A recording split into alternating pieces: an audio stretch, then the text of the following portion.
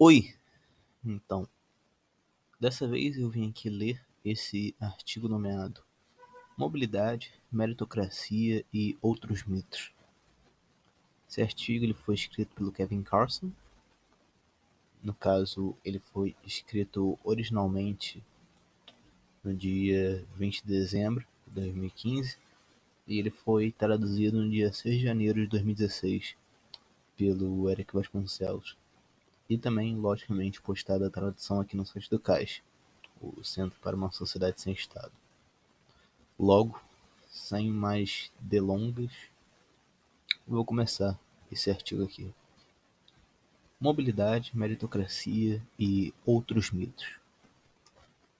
Em um artigo para o American Enterprise Institute, Mark Perry, que no caso tem o hiperlink para o artigo do Mark Perry, Yes, America's middle class has been disappearing into higher income groups.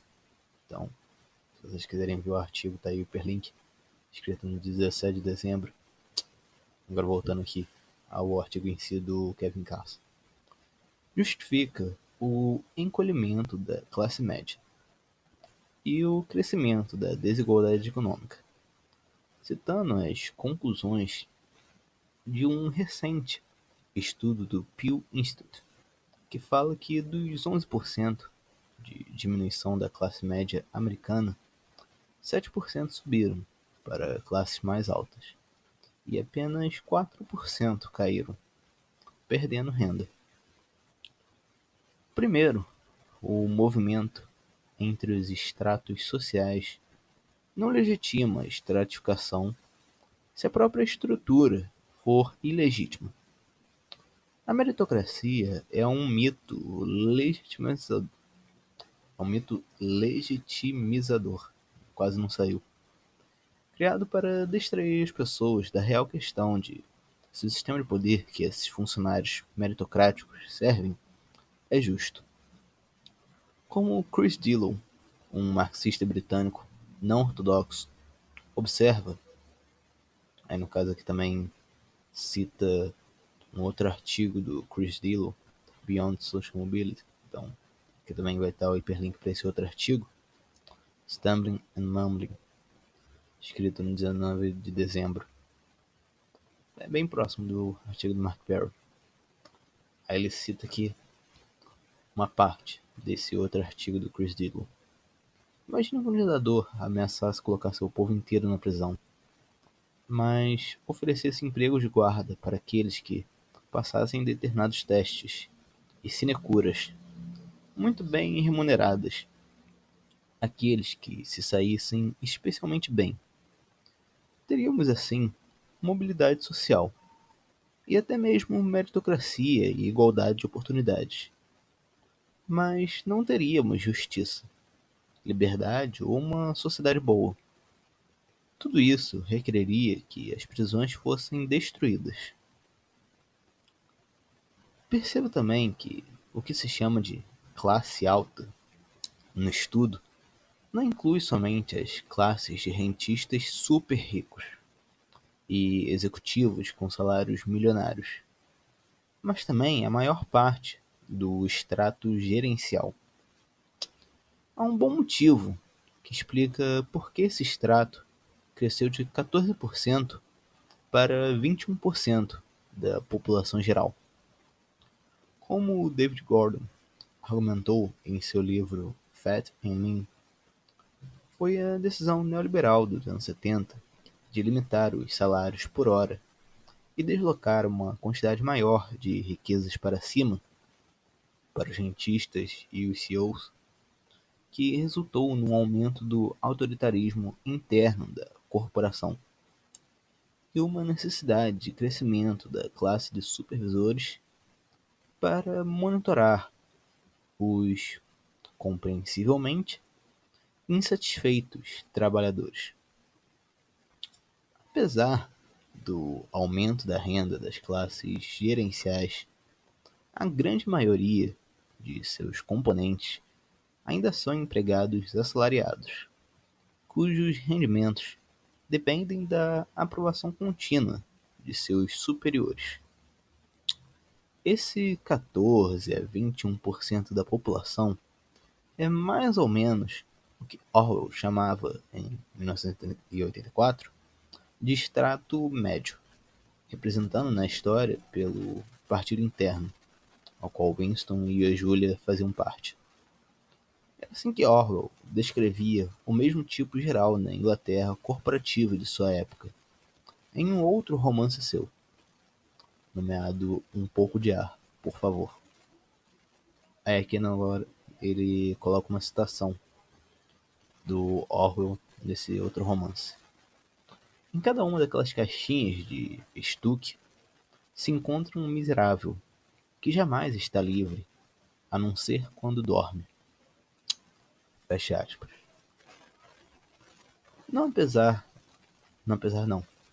Não apenas essas pessoas continuam a coletar seus salários gerenciais ao bel prazer de seus oligarcas da hierarquia corporativa, mas também precisam, para chegarem a ter uma chance de alcançar esse posto, se colocarem em posição de servidão por dívida estudantil, que provavelmente tomará a maior parte de sua renda por anos, juntamente com um financiamento habitacional que, na prática, será o mesmo que um aluguel junto ao banco até a velhice. Adicionalmente, os gerentes médios têm que trabalhar longas horas, devem bajular infinitamente seus superiores e se veem em situação cada vez mais precária. Voltando à questão da legitimidade, também ao fato de que as funções exercidas pela maioria das pessoas em cargos gerenciais são ilegítimas e seriam desnecessárias em uma sociedade sem a presença da exploração. São, como colocou o antropólogo anarquista David Graeber, trabalhos idiotas.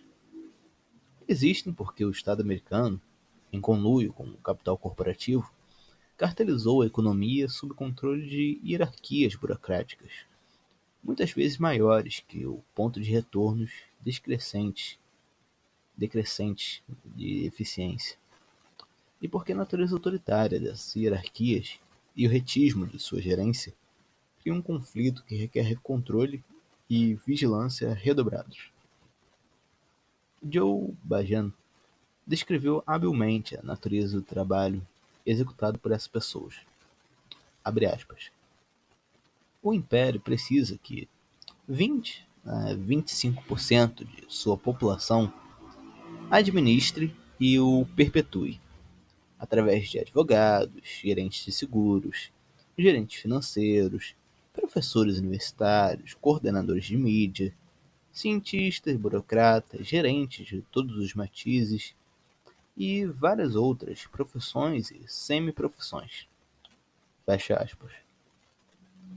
Quando os trabalhadores são os donos das firmas e controlam seu próprio trabalho, como nas empresas retomadas da Argentina, não apenas eles serão capazes de usar seu conhecimento superior do processo de trabalho, mas os poucos custos de coordenação restantes seriam uma pequena fração dos custos administrativos do corporativismo americano.